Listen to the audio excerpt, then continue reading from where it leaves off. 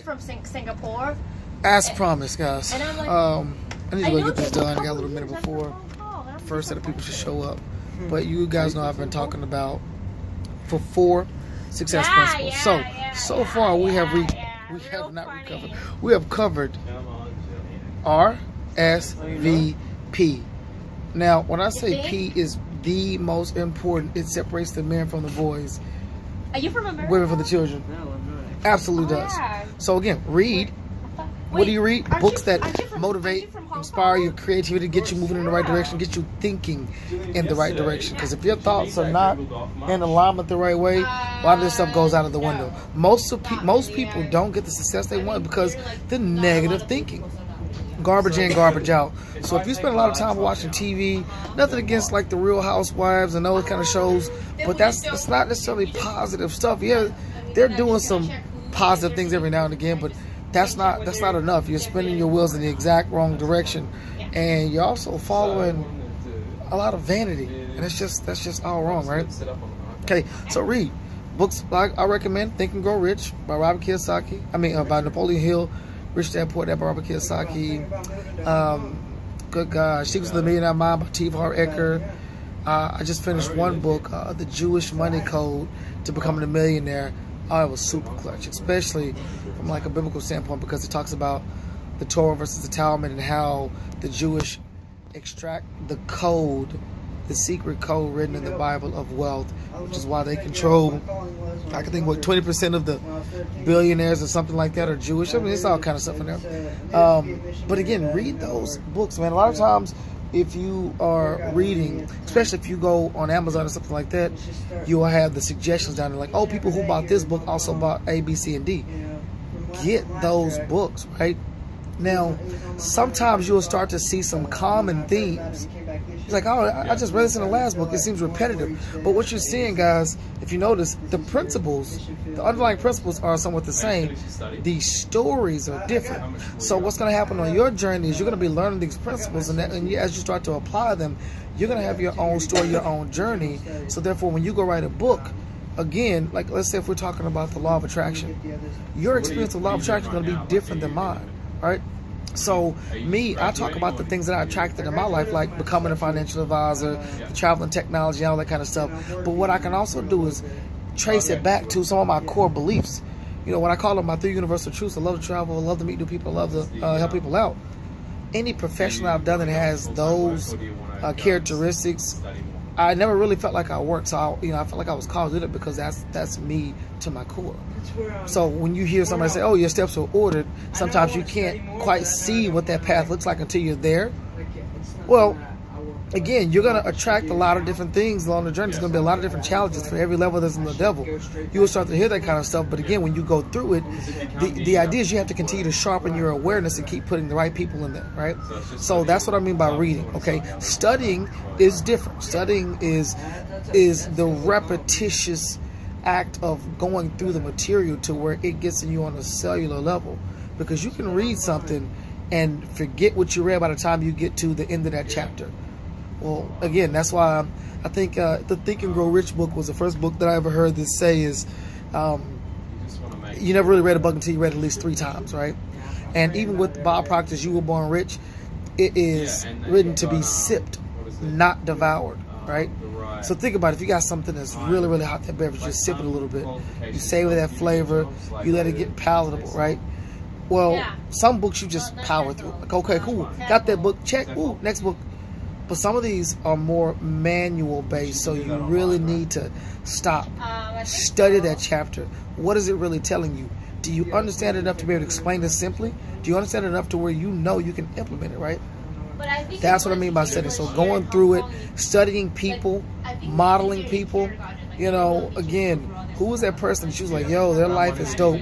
And you don't think of it from an envious standpoint. You think of them like, man, this guy has made it. I resonate with their spirit. They're a good person. I would love to be able to achieve that kind of lifestyle so I can give back more and things like that, right?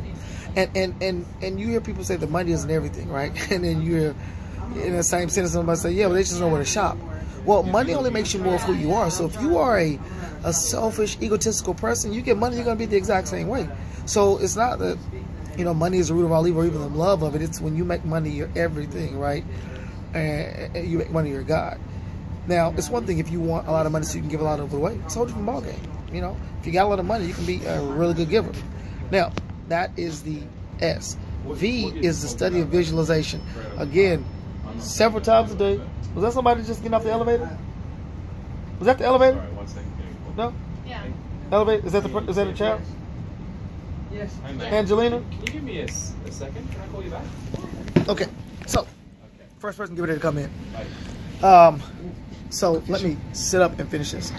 What was that? Visualization. So the idea behind visualizations, you want to spend, you know, maybe 15 minutes or so per day. Really, 15 minutes or so per day, really getting you in the right vibrational state so you can start to attract the stuff that you want. You got to visualize and see yourself with it already in your hand. Long before anything happens on a larger scale, you have saw it happen many times over. And that's why it's not, it's a happy thing that you get it, but it's not like, oh, I don't know how I made that, because you saw it happen so many times, right? So visualization is really, really, really important. It starts to bridge the gap. Now, everything that I've done is, or everything I've mentioned is in practice, right? But the P, perform. Perform is all about action. Think about one of the best movies that you ever watched in your life. What if they had that script? And everything I've given you is kind of like the script. You got to learn that kind of stuff, right? But no director ever said action. The best movie you ever saw came out of action. So when you get to the P part, the performance part, it's all about action. It's not worrying about what's going to happen. The reading, the studying, the visualization prepares you for everything else that's going to happen, right? And the reason why you have to keep reading is because for every level, there's a new devil. There's going to be new obstacles, new challenges, new things you got to grow and get better at, right? But performance is so absolutely crucial. People do everything and they get to the point where it's time to act and they still have fear. You can't have fear and faith in the same sentence, right? If you follow the Bible, faith the size of a mustard seed. That mustard seed might be like tip of this small, right? Really, really, really small. So you either have all faith or all doubt. There's no, oh, kinda, right? And I don't mean this is where you do something crazy, like, oh, I'm gonna jump off a mountain or jump off top of a building with no parachute because I have faith in, no. Don't be reckless like that. But again, some things we make more of a mountain than what they are. Like in the country, we say, don't make a mountain out of a molehill. Molehill is really small, right? Mountain is really huge. So in other words, don't give something so much power that it fears you, it paralyzes you because of the fear. You got to be able to give way to that kind of stuff, right? And again, that's when you just plant your feet, firm foundation, say, you know what? This is for me. I'm ready for this. You have to keep telling yourself this stuff. You have to keep saying, I saw this happen. It's already here. I just got to move in the directions. Because if you don't move in the directions, you're never going to get it. Think about your life being like a movie. Okay? Are you the main character? Are you an extra? Are you sitting around living your life looking at everybody else have fun and you sitting there thinking, man, like, oh, I wish I could do that stuff. Stop wishing everything was easy. Wish it was better. Because trust me, think about the things that you have that's easy in your life and everybody else has it. It doesn't necessarily mean anything. Just like when people are getting degrees. A bachelor's degree used to be a thing. Like, oh my good gosh, you got a degree? Now all of a sudden it's like, okay, you don't have a master's? What's the point of even going? And now masters are kind of like, oh, I got my master's, all right, cool. So that goes back to kind of supply and demand. If there's more of abundance of something, sometimes it doesn't necessarily mean as much. That coveted position, that oh, I fought and I earned something doesn't mean as much if it's easy to obtain. That's what starts to separate the boys from the men, the women from the children, whoever, is your ability to act, your ability to stand and say, I'm going to get it done, hell or high water, because nothing's going to stand in my way. Okay? And within that, surround yourself. Who's your cast? Who's your supporting people? You the leading person? Who's your support, right? So start building the team around people who you know need to be in place to make your movie that best movie. And then when you do it, somebody else is going to be watching you saying, man, wow, that's the best movie I ever saw, because they watched you act. They saw you go and challenge it, and they wanted it because they saw something in you that